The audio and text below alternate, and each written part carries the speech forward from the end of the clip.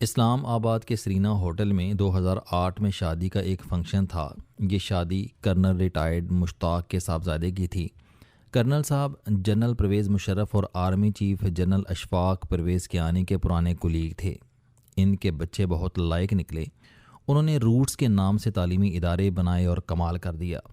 General Kayani کے بچے بھی روٹس اسکول میں پڑھتے رہے تھے۔ چنانچہ 2008 میں جب کرنل مشتاق کے صاحبزادے ولید مشتاق کی شادی تھی تو صدر جنرل پرویز مشرف بھی اپنی بیگم کے ساتھ شریک ہوئے اور army chief general Ashfaq Pervez Kayani بھی۔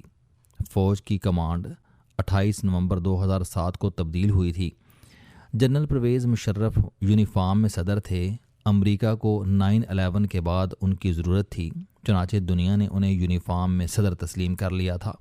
یہ اس دور کے واحد ڈکٹیٹر تھے جنہیں وائٹ ہاؤس میں ریڈ کارپٹ ریسیپشن دیا جاتا تھا۔ جنرل مشرف نے 2005 میں امریکی کانگریس سے بھی خطاب کیا تھا۔ امریکہ بنیادی طور پر سسیلین مافیا کی طرح کام کرتا ہے۔ اسے جب ضرورت پڑتی ہے تو یہ چور کو بھی پوپ مان لیتا ہے، لیکن جب ضرورت پوری ہو جاتی ہے تو امریکہ پوپ کو بھی کوڑے دان میں پھینک دیتا ہے۔ جنرل پرویز مشرف بھی 2007 تک امریکہ کے لیے غیر ضروری ہو گئے تھے، چنانچہ امریکہ نے انہیں شیلف میں رکھ دیا اور محترمہ بے نظیر بھٹو کو میدان میں لے آیا۔ محترمہ اگر شہید نہ ہوتیں تو وہ یقیناً تیسری مرتبہ وزیر اعظم ہوتیں اور انہیں امریکہ کی مکمل سپورٹ حاصل ہوتی۔ بہرحال قصہ مختصر، 2007 کے آخر میں بڑی تبدیلیاں آئیں۔ پہلی بڑی تبدیلی جنرل مشرف کے وردی کے زمانے کا خاتمہ تھا۔ جنرل کیانی اس سے قبل DGISI تھے۔ امریکہ نے افغانستان سے طالبان حکومت ختم کی تھی اور یہ باقاعدہ کابل میں آ کر بیٹھ گیا تھا۔ اس سارے کام میں ہمارے خفیہ اداروں کا بہت عمل دخل تھا۔ جنرل کیانی CIA اور پینٹاگون کے ساتھ کام کرتے رہے تھے۔ امریکہ جنرل کیانی کی ذہانت اور کارکردگی سے متاثر ہو گیا اور اس نے جنرل مشرف کو یونیفارم اتارنے اور فوج کی کمان جنرل کیانی کے حوالے کرنے پر رضامند کر لیا، جس کے بعد جنرل کیانی پاک فوج کے چیف بن گئے۔ یہ چیف بننے سے قبل جنرل مشرف کے بہت قریب تھے۔ صدر انہیں کیانی کہہ کر مخاطب ہوتے تھے اور کتاب بینی اور کثرت سگریٹ نوشی کی وجہ سے ان کا مذاق اڑاتے رہتے تھے۔ جنرل کیانی بھی وفاداری اور تابعداری میں اکثر اوقات جنرل ضیاء الحق کو بھی پیچھے چھوڑ دیتے تھے۔ بہرحال کمانڈ تبدیل ہو گئی۔ جنرل مشرف کی یونیفارم اتر گئی اور طاقت کی چھڑی جنرل کیانی کے ہاتھ میں آ گئی۔ ان حالات میں روٹس فیملی کی شادی کا وقت آ گیا اور جنرل مشرف اور جنرل کیانی دونوں نے کرنل مشتاق کا دعوت نامہ قبول کر لیا۔ جنرل کیانی جنرل پرویز مشرف سے پہلے ہال میں پہنچ گئے اور میزبان کرنل مشتاق کے ساتھ کھڑے ہو گئے۔ ان کے پرانے کورس میٹ اور کولیگز بھی آ گئے اور ساتھ گپ شپ شروع کر دی۔ آرمی چیف ان کے ساتھ کھڑے ہو کر سگریٹ پیتے رہے۔ صدر جنرل پرویز مشرف اور ان کی بیگم اس دوران ہال میں داخل ہو گئے۔ میزبان صدر کے استقبال کے لیے دوڑ پڑے، جبکہ جنرل کیانی خاموشی سے اپنی جگہ کھڑے ہو کر سگریٹ پیتے رہے۔ جنرل مشرف ہال میں داخل ہوتے ہی سیدھے جنرل کیانی کی طرف آئے۔ دونوں کی ملاقات ہوئی، حال احوال پوچھا گیا اور اس کے بعد جنرل مشرف نے جنرل کیانی کو اکٹھے سٹیج پر چلنے کی دعوت دے دی، لیکن جنرل کیانی نے مسکرا کر معذرت کر لی۔ ان کا کہنا تھا کہ سر آپ سٹیج پر جائیں، تصویریں وغیرہ بنوائیں، میں اپنے دوستوں کی کمپنی انجوائے کرنا چاہتا ہوں۔ جنرل مشرف اس جواب کے لیے تیار نہیں تھے۔ ان کا رنگ پھیکا پڑ گیا اور وہ مڑ کر سیدھے سٹیج پر چلے گئے۔ اس کے بعد کی 3 روایتیں ہیں۔ پہلی روایت میاں نواز شریف کے پرنسپل سیکرٹری اور ملک کے نامور بیوروکریٹ سعید مہدی سے منسوب ہے۔ یہ اس وقت وہاں موجود تھے۔ ان کے بقول جنرل مشرف نے سٹیج پر چند تصویریں بنوائیں اور پھر میزبان کے روکنے کے باوجود ہال سے نکل گئے۔ وہ جنرل کیانی کے رویے سے دل برداشتہ تھے۔ سعید مہدی نے یہ واقعہ مجھے خود سنایا تھا اور یہ ان کی کتاب میں موجود ہے۔ سعید مہدی صاحب کی کتاب ان قریب لانچ ہو رہی ہے۔ دوسری روایت وہاں موجود ایک اہم شخصیت کی ہے۔ اس کے بقول جنرل کیانی نے سگریٹ مکمل کیا، سٹیج پر دولہے کے ساتھ بیٹھے صدر کو دیکھا، مسکرائے اور ہال سے نکل گئے۔ جنرل مشرف انہیں جاتے ہوئے دیکھ رہے تھے۔ ان کا خیال تھا کہ جنرل کیانی کم از کم ان سے مل کر جائیں گے، لیکن آرمی چیف انہیں ملے بغیر نکل گئے۔ اور تیسری روایت پچھلی دونوں روایات سے زیادہ افسوسناک ہے۔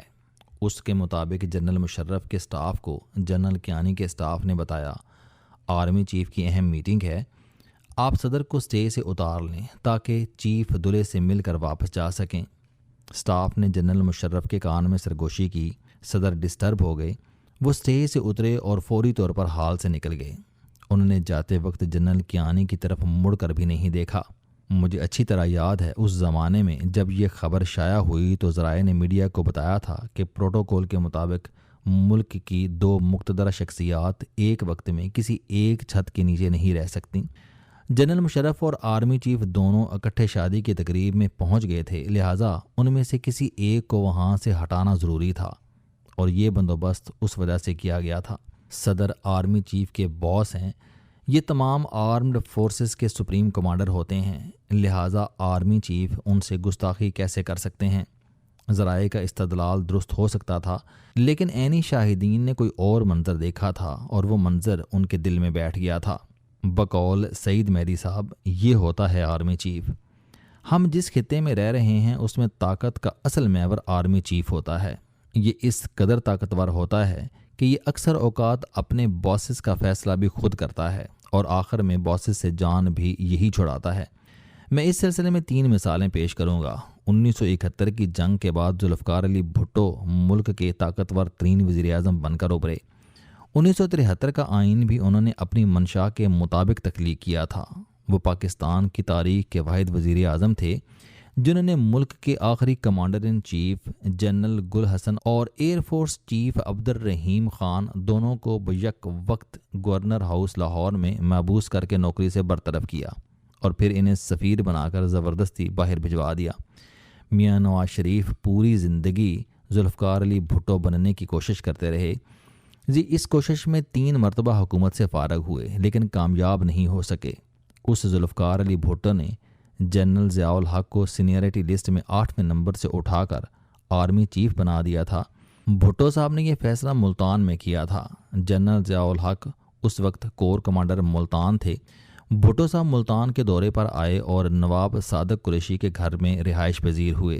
جنرل ضیاء الحق نے کور کمانڈر کی حیثیت سے ان کا استقبال کیا اور ان کے ساتھ نواب صادق کی کوٹھی تک گئے۔ بھٹو صاحب جلسے کے لیے نکل رہے تھے، انہوں نے جاتے جاتے جنرل ضیاء الحق سے کہا، جنرل آپ فلاں وقت آ جائیں، میں آپ سے بات کرنا چاہتا ہوں۔ بھٹو صاحب یہ کہہ کر چلے گئے اور جب وہ 8-10 گھنٹے بعد واپس آئے تو جنرل ضیاء الحق سٹنگ روم میں عین اسی جگہ بیٹھے تھے جہاں بھٹو صاحب انہیں چھوڑ کر گئے تھے۔ بھٹو صاحب انہیں دیکھ کر حیران ہوئے اور پوچھا، جنرل آپ گئے نہیں؟ جنرل ضیاء الحق نے ادب سے جواب دیا، سر آپ نے یہ نہیں بتایا تھا کہ صبح کے 5 بجے آؤں یا شام کے، لہٰذا میں یہیں بیٹھ کر آپ کا انتظار کرتا رہا۔ بھٹو صاحب اس تابع داری سے بہت متاثر ہوئے اور وہیں کھڑے کھڑے انہیں آرمی چیف بنانے کا فیصلہ کر لیا۔ جنرل ضیاء الحق بھٹو صاحب کے اس قدر تابع دار تھے کہ یہ انہیں دیکھ کر جلتا ہوا سگریٹ پتلون کی جیب میں ڈال لیتے تھے۔ جیب جل جاتی تھی، اس سے دھواں نکلتا رہتا تھا، لیکن وہ بھٹو صاحب کے سامنے سگریٹ بجھانے کی گستاخی نہیں کرتے تھے۔ لیکن یہی جنرل ضیاء الحق جب آرمی چیف بن گئے تو انہوں نے نہ صرف بھٹو صاحب کا تختہ الٹ دیا بلکہ ان پر قتل کا مقدمہ بنوایا اور انہیں پھانسی پر لٹکا دیا۔ دوسری مثال 1973 کے آئین کے تحت وزیر اعظم آرمی چیف کا تقرر کرتا ہے۔ جنرل ضیاء الحق 1985 میں صدر کے ساتھ ساتھ آرمی چیف بھی تھے۔ انہوں نے خود کو آرمی چیف لگوانے کے لیے محمد خان جنیجو کو اپنا باس یعنی وزیر اعظم بنوایا، لیکن جب محمد خان جنیجو نے واقعی ان کا باس بننے کی غلطی کی تو جنرل ضیاء الحق نے بطور صدر ان کی چھٹی کر دی۔ تیسری مثال جنرل باجوہ ہیں۔ 2018 کے الیکشن جنرل باجوہ اور جنرل فیض حمید کی قیادت میں ہوئے اور دونوں نے عمران خان کو اپنا باس منتخب کرایا اور پھر یہ 2022 تک ان کی حکومت چلاتے رہے۔ عمران خان بعد ازاں جنرل باجوہ کی ناراضگی کی وجہ سے فارغ ہو گئے۔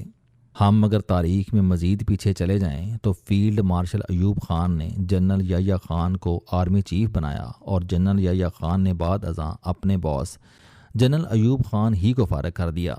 اسلام آباد میں میریٹ ہوٹل کے قریب ایوب خان کا گھر ہوتا تھا۔ جنرل یحییٰ خان صدر بننے کے بعد پورے پروٹوکول کے ساتھ وہاں سے گزرتے تھے۔ یہ جب صدر ایوب خان کے گھر کے قریب سے گزرتے تھے تو انہیں برا لگتا تھا، چنانچہ انہوں نے اپنے سٹاف کے ذریعے ایوب خان کو پیغام بھجوایا، آپ اسلام آباد میں اپنا وقت کیوں برباد کر رہے ہیں؟ آپ ہری پور میں اپنے گاؤں جائیں اور وہاں آرام کریں۔ صدر ایوب کے لیے اشارہ کافی تھا، لہٰذا وہ اسلام آباد سے ریحانہ اپنے گاؤں چلے گئے۔ میں آج کل پی ٹی آئی کے لیڈرز کی گفتگو سن رہا ہوں، ان کے ویلاگ بھی دیکھتا ہوں۔ یہ ان میں دعویٰ کر رہے ہیں کہ حکومت نے فیلڈ مارشل عاصم منیر کا نوٹیفیکیشن جاری نہیں کیا، لہٰذا یہ عملاً ریٹائر ہو چکے ہیں۔ آپ اگر آئین کی 26ویں اور 27ویں ترمیم پڑھیں تو اس کے مطابق آرمی چیف کو اب نوٹیفیکیشن کی ضرورت نہیں رہی، ان کی مدت میں خود بخود اضافہ ہو چکا ہے۔ لیکن اس کے باوجود دال میں بہرحال کچھ نہ کچھ کالا موجود ہے۔ صدر آصف زرداری کا اچانک دبئی چلے جانا، پھر میاں نواز شریف کا لندن جانا اور آخر میں وزیر اعظم کا بھی لندن پہنچ جانا اور وہاں اپنا دورہ لمبا کر دینا، یہ حرکتیں نارمل نہیں ہیں۔ مگر اس کا ہرگز یہ مطلب نہیں کہ چیف آف ڈیفنس فورسز کا نوٹیفیکیشن رک رہا ہے یا پھر اس نوٹیفیکیشن کے عوض کوئی سودے بازی ہو رہی ہے۔ کچھ نہیں ہو رہا۔ کیونکہ یہ لوگ چوں کریں یا چیں کریں، نوٹیفیکیشن تو بہرحال انہیں جاری کرنا ہی پڑے گا۔ یہ نہیں کریں گے تو کوئی اور کر دے گا، مگر یہ ہو کر رہے گا۔ ہماری تاریخ بہرحال یہی بتاتی ہے کہ جس نوٹیفیکیشن کو فیلڈ مارشل ایوب خان اور جنرل پرویز مشرف نہیں روک سکے، اسے میاں نواز شریف لندن میں بیٹھ کر نہیں روک سکیں گے۔ ہوگا بہرحال وہی جو بڑی سرکار چاہے گی، باقی سب ڈھکوسلا ہے۔